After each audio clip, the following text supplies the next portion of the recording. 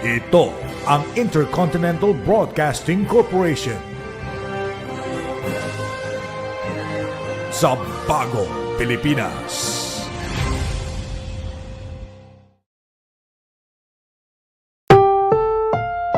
Ang susunod na programa ay rated PG. Patnubay at gabay ng magulang ay kailangan sa mga batang manonood.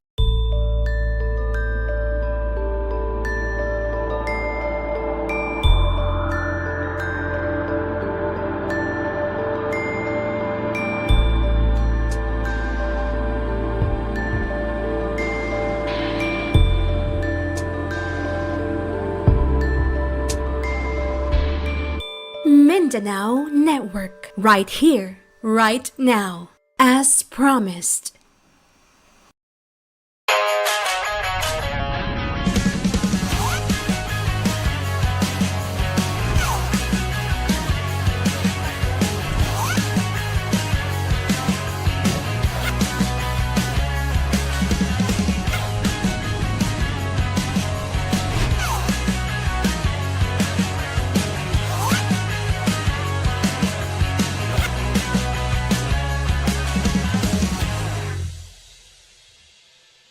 In this episode of Action Packed, we find rhythm in every strike, from punches and elbows to knees and kicks.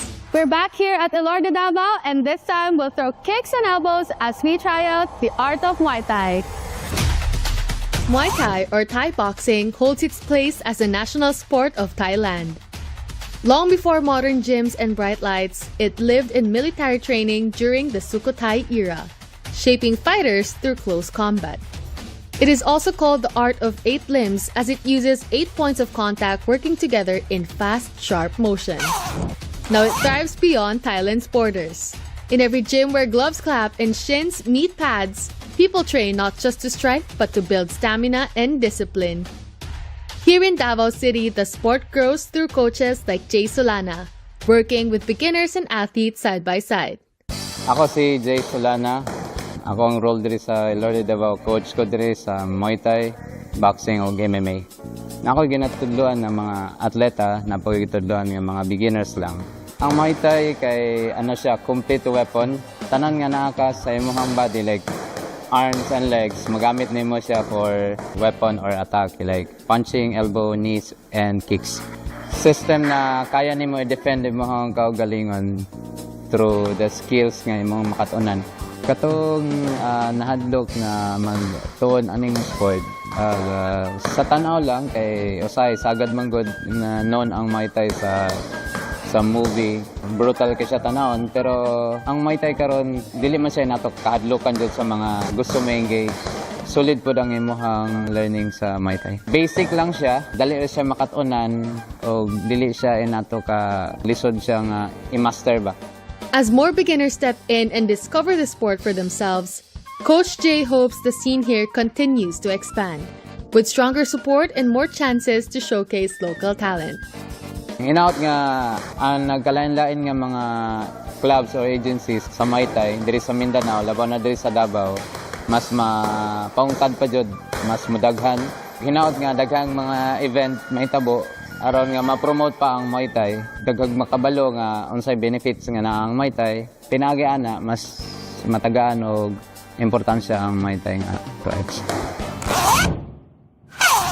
If you're stepping into Muay Thai for the first time, don't worry too much about gear. Athletes wear their Muay Thai shorts for a full range of motion. But if you're just trying it out, any activewear that lets you move freely will do. Some people also use foot wraps for support, and of course hand wraps and gloves are essential to protect your wrists and knuckles during training. Muay Thai can be an intense and technical sport, so it's always best to learn from the experts. So with us today is Coach Jay Solana. So Coach, unsa man ang ato ang buhaton karon? As basic magsugod ta sa warm up, sa stretching, and then tuduan ka namo og basic nga fundamental sa Muay Thai. Basic nga punches, basic nga elbow, basic nga knee, and basic nga kicking.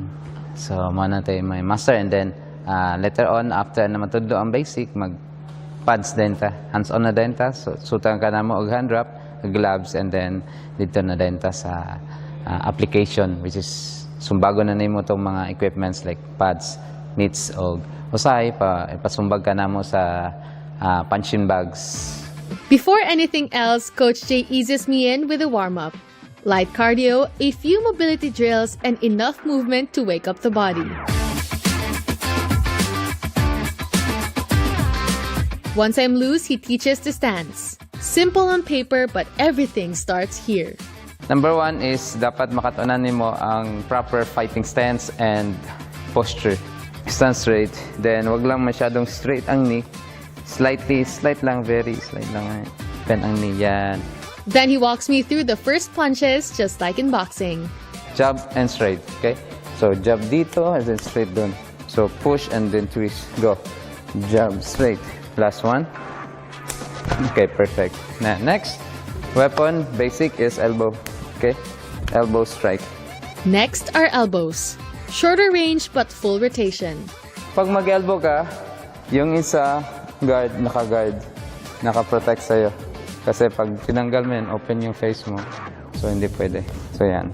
Sabay tayo. Go right, elbow, and then left. Yung leg mo, every time mag-strike ka, meron twisting. Yan, kabila. Twisting din. Okay, sabay tayo. Ready, go right elbow, boom, naka-twist. Yan, naka-side. Yes. And then kabila. Boom. Sa palas. Horizontal elbow, horizontal. Okay, ready, set. Muay Thai has a lot going on and I've barely scratched the surface. After the break, we're taking on more basics. This time, the lower body gets its turn. Action Pack will be right back.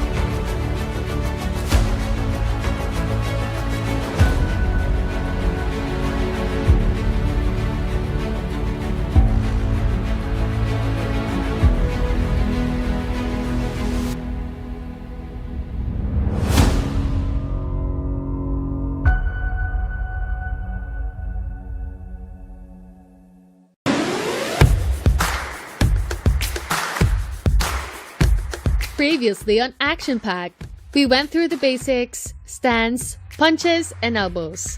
Now it's time to tackle the rest and throw some combinations. Next is knee. Knee strike, okay? Naka-lean backward, parang ganito lang. Oh. Naka-lean backward and then boom. Toes down. 2 point down na. Yan, 2 point down. And then, yung character ng arm, okay? Mag-grab siya for clenching. Yan, kunin mo yung head dito. And then, pag strike mo, pull towards sa'yo yung head niya. Ball of your foot, ito. Yan. Yan yung i-strike mo sa target. Tatlong target niya. Body, leg, and head. Raise mo yung leg mo ganito, tapos naka-ready na yung ball of your foot. Naka-point na sa target na gusto mong tamaan. Igon. Okay? So, pag ana, so naka-ana na siya. And then, extend na lang mo. Push na. Isa pa. Guards up. Go. Up. Back bending. Yan. Yes. Go. Up. Back. After working hard on the basics, it's time to try a combination.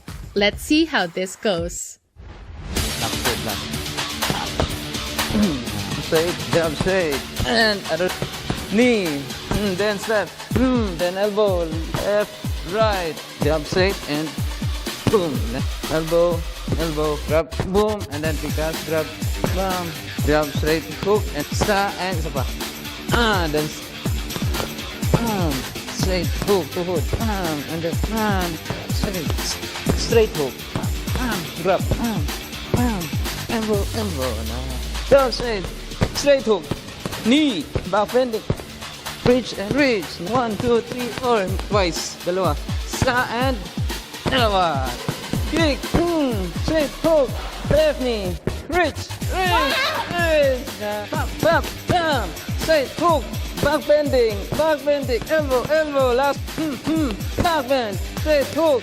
Back bending. Reach. Last. Straight hook. Knee. Elbow. Good job. Now that the main workout is done, we hit the core and slow it down with some stretches to help the body recover. Combat sports like Muay Thai put a lot of strain on the body. That's why here at Elorde Davao, they're one of the few facilities offering cryotherapy to help athletes recover faster. Cryotherapy or cold immersion therapy exposes the body to very low temperatures through ice baths or cold showers to support recovery. It can help reduce muscle soreness and inflammation, boost mood and focus, strengthen the immune system, and even improve sleep quality. I got a taste of recovery in the cold, but some athletes live for the heat of training every day. Jay Ferolino takes us inside the real grind of Muay Thai training. Ako dahil si Jay Ferolino, Muay Thai and boxing trainer dito sa Elorde Davao. Last 2018, bronze medalist ko sa Muay Thai Championship sa Manila, Pasig. Para sa ko, makita na ko nga na-adyo'y future athlete dito sa Davao. Number 1 is makatabang siya sa imuhang sarili. As, like for example, sa una, wala kay salig sa imong sarili. Mabaws sa imuhang immune system o imuhang encouragement ba sa imong sarili. O isa pa, makatabang po dyan financially. Sa akong nakita diri sa Davao is, need siya i-promote siguro sa mga club diri sa Davao. Kaya mauna akong nakita diri. Unlike sa Manila, manggod is, every year yun, naa sila promote na Muay Thai like NCR competition. Diri manggod sa Davao is wala na siya diri. So, mo na nakita na kung ako lang diri sa Davao nga need i-promote diri. Continue lang kay ang unahuna ra man gud na gud ang nagakuan gud para mahadlok ka. Kay tungod sa imong nalantaw, lahi man gud ang sa video o sa aktual nga panghitabo. Based on my experience, ang na-learn nako sa Muay Thai is nagiging disiplinado ko sa akong sarili, especially sa pag-communicate sa kapwa o sa akong daily routine. Like for example sa fitness, dako siyang tabang sa ato, especially para mag-long ba atang kinabuhi ba. Dili mapariwara, like for example, magbisyo-bisyo nga na gud. Mawala man gud na siya sa imong isip kay syempre sa Muay Thai nakagakuan sumura fitness more and fitness naka og disiplina pud sa sarili. Maopen na siya. Ang kawang na-learn. If you think Muay Thai is just about punching and kicking, think again. Today proved it takes guts and focus. That's it for today's episode of Action Pack, and I'll catch you on the next one.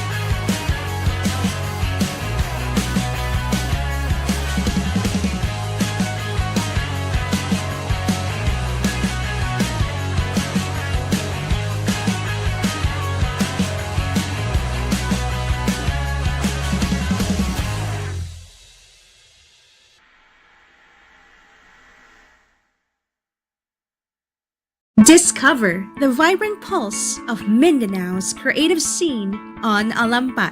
From visual arts to fashion, film, architecture, and beyond.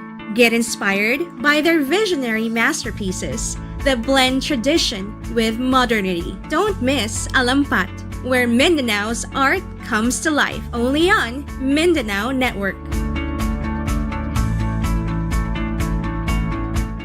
Women are rewriting the future, redefining leadership, innovation, and change. Her story does not merely end with triumph. It transpires to legacy, vision. This is Bayi, where women lead the way. Watch Bayi on Mindanao Network.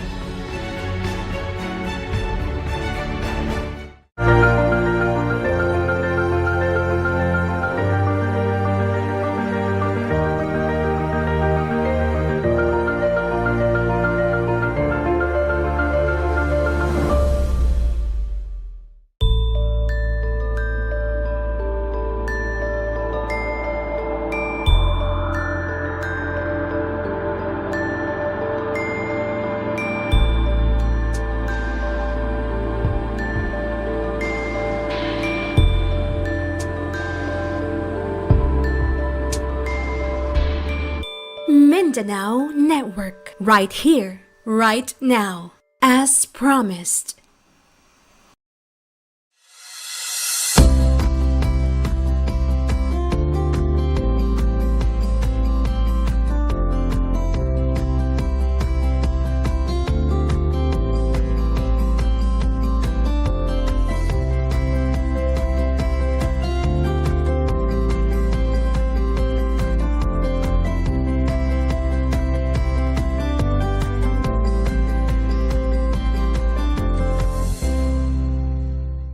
South Cotabato, a province where agriculture thrives as the lifeblood of its economy and culture.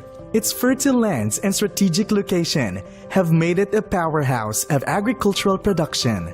But beyond its abundance lies a story of resilience and innovation. Farmers here are embracing sustainable practices, blending tradition with modern techniques to ensure food security and protect the environment. In the heart of South Cotabato, farming has long been the backbone of Coronadal, playing a pivotal role in the city's growth and development. With its productive fields and strong agricultural heritage, Coronadal has become a hub for high-quality crops that sustain both local communities and markets far beyond its borders. Today, the agricultural landscape is evolving. As the sun shines over Coronadal's lush greenery, more farmers are shifting towards organic farming, a revolutionary approach that relies on natural processes and avoids chemicals and genetically modified organisms or GMOs to produce healthier, more sustainable food for everyone. Among those championing this movement is a remarkable couple who embody the essence of organic farming, showcasing its potential to inspire and transform their community. Christian Kian Castañeda, a former seaman, and Elaine Castañeda, a former international flight attendant, have turned their love for farming and healthy living into something extraordinary. Their journey, which began in the skies and sailed across the seas, has now blossomed on land where they cultivate not just crops, but a vision for a healthier and more sustainable future.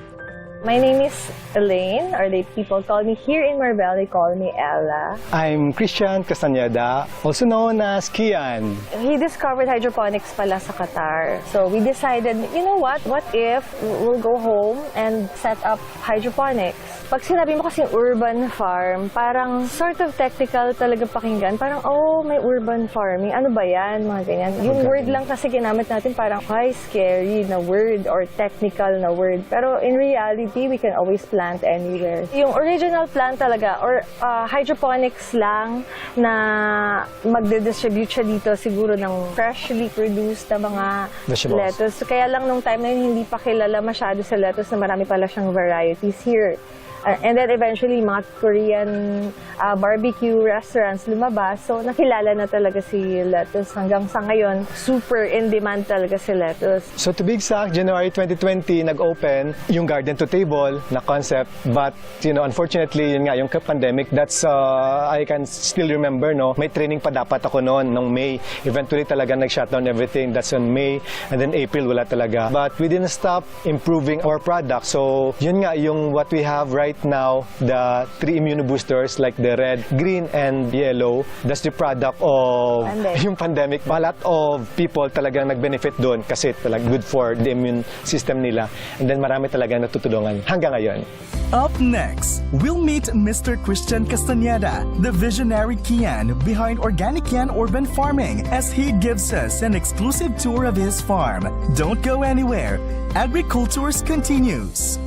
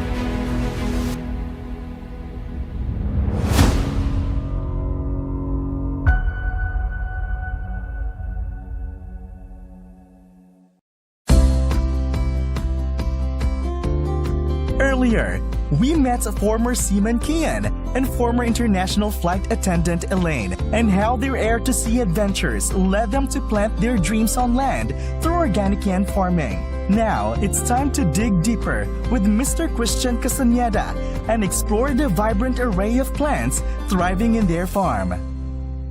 Hey Martin, yes. Sir, nice to meet you. Nice to meet you And thank too. you so yes. much for welcoming me here. Yes. You know Welcome. what? I've heard so much about your farm, the Organic and Urban Farm, but I really wanted to know more straight from you. Perfect. And of course, welcome to Organic thank Urban you. Farm. Okay. Alright, ito for you. Thank you. Thank you so much. What Actually, can we see here? Martin, this place is 1,500 square meter. We started with 400 actually. We started with backyard, started with a simple garden. Actually, my parents, they love gardening. Siguro doon ko nakuha, hindi ko lang alam, as seaman ako before. Yan, and then for 5 years. And then eventually, naging fireman sa Qatar for 7 years together with my wife. Ayun, then nag-gardening ako dun sa Qatar, like while working as a fireman. Then, yun pala, talagang love ko na pala din palang gardening. Sinasama na pala ako ng parents ko sa farm and to do some some gardening, some planting. Okay, we have here actually holy basil. This is the holy basil. Yan, we call it holy kasi sa India. This is one of the top na herbs nila. So ito basically yung ginagamit nila all the way from the respiratory, from the sakit ng tiyan, sakit ng ulo, ayun. So you can try actually, Yeah, can we taste it raw? Yes. Okay. Of course. Alright. We are this main ingredients for our yellow immunobooster. Yan na juice. Oh, it smells so good actually. Yep. Tara, doon tayo. Yes, Sir Kian, I'm just really curious, no? So how was the transition from being a seaman to becoming a full-time agripreneur? After ko naging seaman, then nag-land base ako kaagad. Then from there, doon ko naging yung passion with gardening, nag-hydroponics, even if like working as a fireman, no? So I don't think na mahirap pagbalik namin dito. We had this plan to do it like what we are seeing right now. Yan. Yeah, and how did you convince Ma'am Elaine to join you on this advocacy? I believe hindi kadali para sa kanya, being a flight attendant for 10 years, no. Yun na nga siguro with all the preparation, from emotional na talagang it's a different thing pagdating dito sa Corondal, 10 years away from her family, talagang ibang-iba na. Yun. Yun na nga, yung started with the 400 square meter backyard lang namin. Right. And then maliit lang talaga. And then eventually as we grow, and then the demand of kale, and then some of the herbs, and then the arugula especially, and then lettuces, talagang we came up with this kind of garden, and then we emulate lang, talagang pinalaki lang namin yung raised bed with the help of hollow blocks. What we have here, actually kalbo na spearmint. Yung natikman mo kanina with my minty na taste, this is one of the ingredients you can taste. Ayan, ito. So ano ba? I already grabbed one. So ano ba? A lot stronger. Yes, perfect. Also, what we have here is culantro. Ang ginagamit dito is the leaves. Ginagamit sa pancit, soup. Si James will get some of the Vietnamese coriander. We call it laksa. That's why tinawag yung isang soup or yung isang dish na laksa. It's because of this. Yan, yung aroma niya parang talaga. Thank you, James. Taste. Yan. Sige, tikman nga natin. Yan. So, parang same sila pero same distinct. siya. So sir, how do you make sure na nakakalibrate yung knowledge ninyo about farming? Do you always attend trainings ba? Or do you just self-study? Nag-aral ako ng organic agriculture. Talagang by heart, talagang inadapt ko. Nagamit ko siya. And at which point in your life, sir, na naisip mo na I have to start organic yan? This is the perfect time to start it. Way back doon pa lang sa Qatar, sabi namin na we have to go for simple garden or farming na. Pero nasa urban lang. Ito talaga. These are our dream, our vision talaga namin to. And then, we started yung sa 400 square meter lang sa bahay. And then, eventually, yun na nga, talagang nag-boom siya. Nag-boom siya. Yun. Come pandemic pa na talagang we are catering yung may mga sakit before, and then halos hanggang ngayon because of this scale, and then because of our produce. Sir Kian, it cannot be denied that there are a lot of farmers who are also into organic farming. But what makes Organic Kian unique? Na out of all these farms, we have two systems actually dito sa Organic Yan. Yung hydroponics, we cannot say it like organic. In our case here with a simple garden, we can grow like a lot of kale. So from there siguro isa na yung edge namin, and of course we are just in the city na talagang malapit lang nilang malalapitan if they want to have this best or premium grown na kale. So later we can come to a bigger greenhouse for our production of lettuce. Okay. Pagpasok niya organic yan, they love to have the tawag nito yung concept of urban farming, no, na kayang-kaya pala. So talagang the city itself, the DA, and also through Agricultural Training Institute, no, isa tayong naging learning site, certified learning site for agriculture. So they tap me with all my expertise, my knowledge with regards to how we put up this one of the kind farm.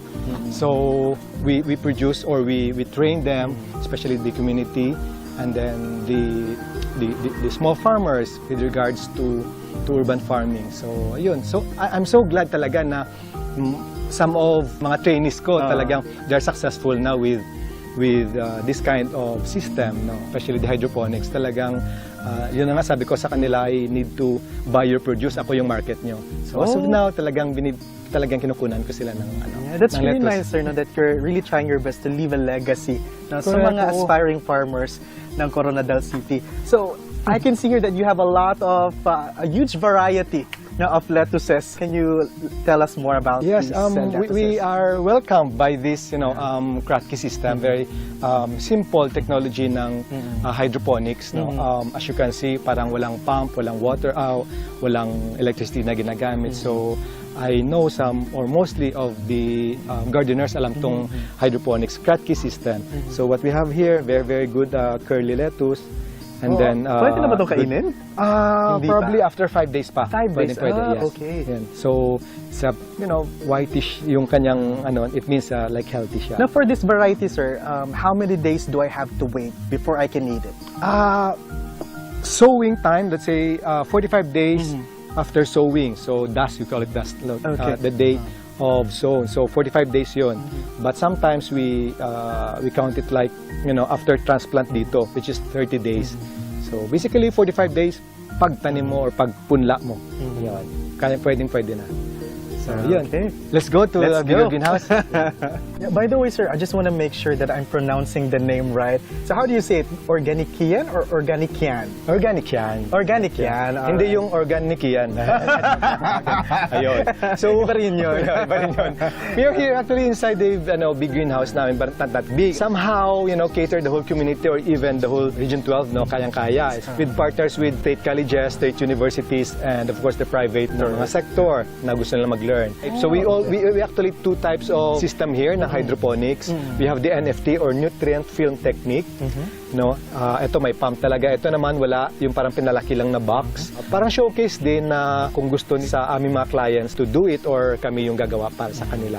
Gano'n na ba ito katagal, sir? How long has it been here? 2 years now with the help of the OST actually with the setup program. So that program is upgrading of technology. So we have there before like DIY greenhouse lang, pero we tap them and then they granted this loan ba yun the program na magkaroon kami ng ganito. So all right, well, thank you so much for showing us this blanket of greenery inside this greenhouse. When we return, prepare to savor the goodness of plant-based farm-to-table dining, only here on Agricultours.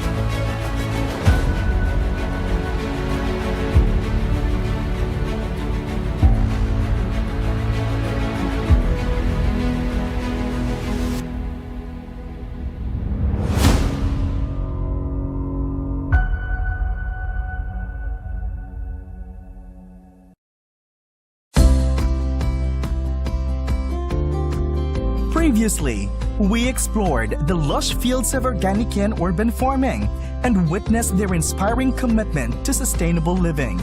Now, let's indulge in the delicious creations crafted from their fresh harvest. Our food is basically vegetarian. So if you're not used to it, ang number one talaga na maging kalaban mo is your mindset.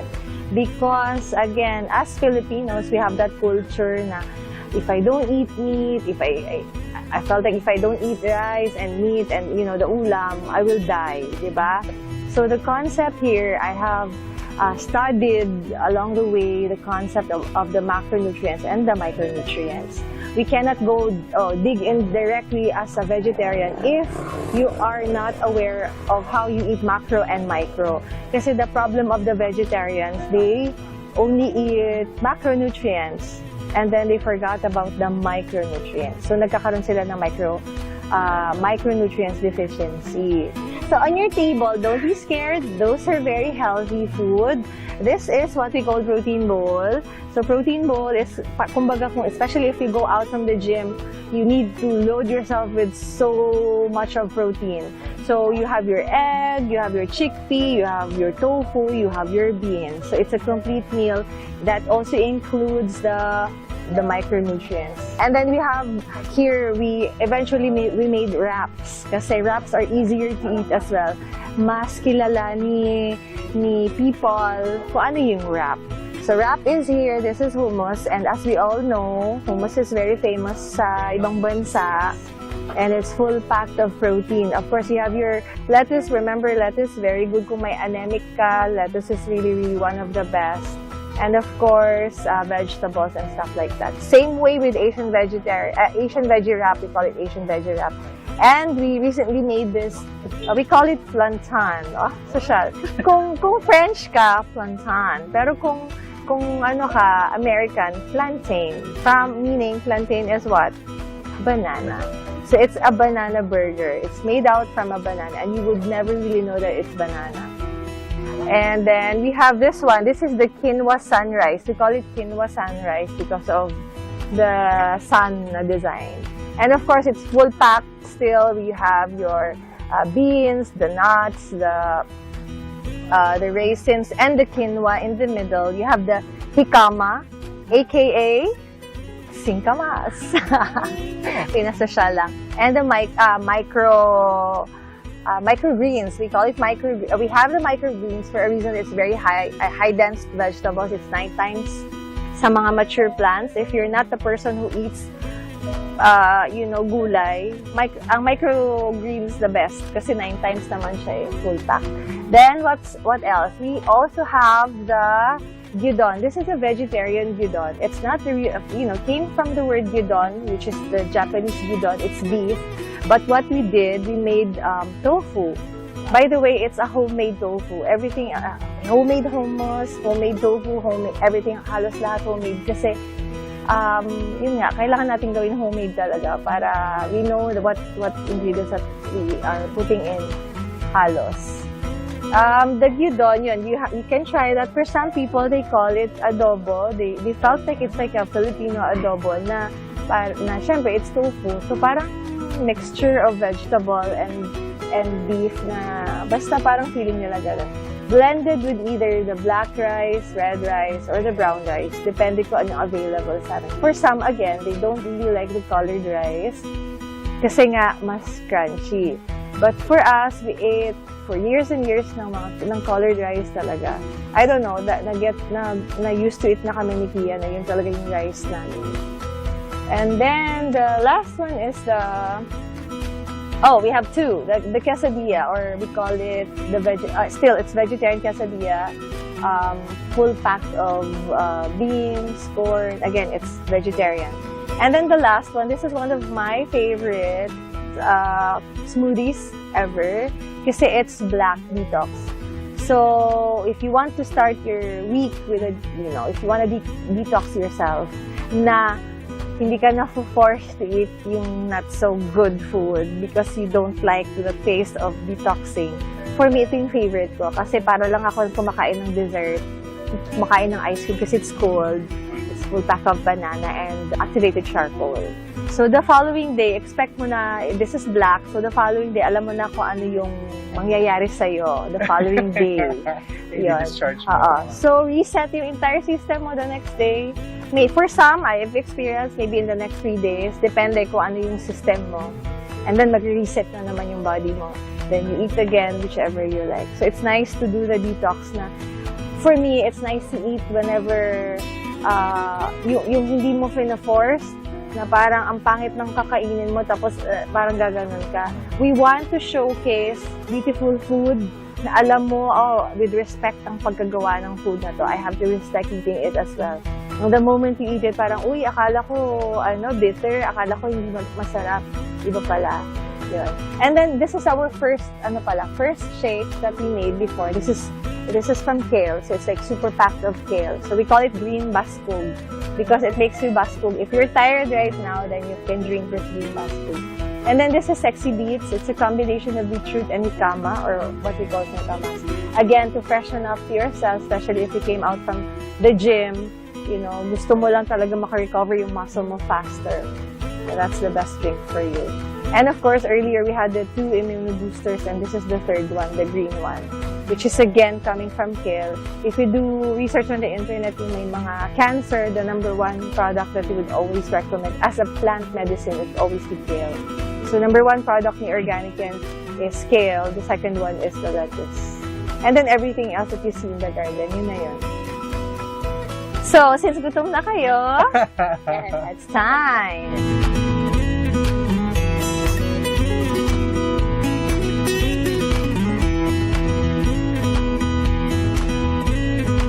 Siyempre, they have to plan talaga, not for profit muna, wala pa yon, but of course to their health muna, to their family talaga. Talagang nakukuna sila ng techniques and other learnings from me, how the GAP or good agricultural practices yung ginagawa ni Organic yan. From doing the hydroponics and this natural farming or natural gardening, yun, talagang na-apply naman nila. And then some of them actually are engineers na, especially my OJTs before. Talagang sabi ko sa kanila, do what you love. Talagang yung heart mo, sige, you're not into farming, pero just for the sake of graduating, go for your dreams to become a successful individual, or probably maglalabas ka ng bansa, then go for it. As you can see, Organic yan is one of the a best example of kahit nasa subdivision, but you can grow a lot of vegetables, or even I would say thousands of vegetables, and then it can be a good income pa. So in the case of yung talagang wala ng lupa, I don't think so. They can tell na talagang walang lupa, so I don't have to plant anymore. Pero through the skills of urban farming, urban gardening, or even container gardening, they can plant na sa kanilang bahay, so they will ask, Kian, saan kami kukuha ng lupa? Kasi wala na nga silang lupa. They can buy anything. They can buy a good garden soil, and plant, and then do some container gardening nila.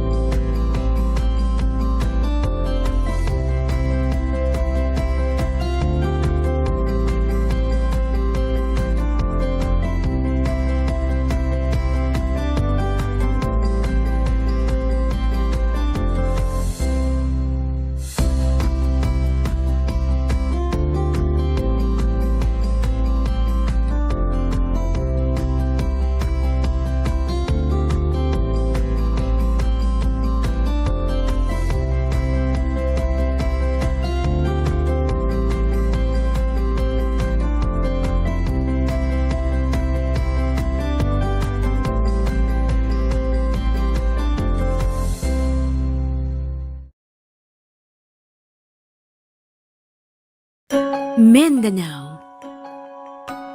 In this place, artistry is a way of life, with each thread connecting to a story. Its rhythm felt through generations of tradition. Listen to their stories. Celebrate culture. Watch Tayao on Mindanao Network.